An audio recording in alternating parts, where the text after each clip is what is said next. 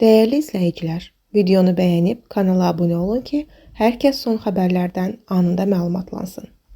Bakıda və Abşeron yarımadasında aprelin 15-dən 16-sına keçən gecədən yağışın aramsız leysan xarakterli intensiv, günün birinci yarısında yarımadanın bəzi yerlərində güclü olacağı gözlənilir. Bu barədə Milli Hidrometeorologiya Xidmətindən məlumat verilir. Bildirilib ki, şimşək çaxacağı ehtimalı var. Güclü şimal-qərb küləyi əsəcək.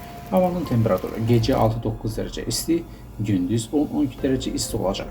Atmosfer təzyiqi 760 mm civə sütunundan 766 mm civə sütununa yüksələcək. Nisbi rütubət 90-95% olacaq.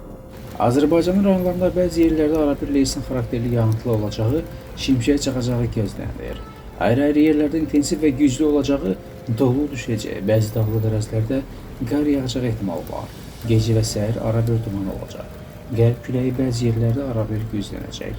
Havanın temperaturu gecə 5-9 dərəcə isti, gündüz 9-14 dərəcə isti. Dağlarda gecə 3-8 dərəcə şaxta, gündüz 0-3 dərəcə şaxta olacaq. Özünüzü qoruyun.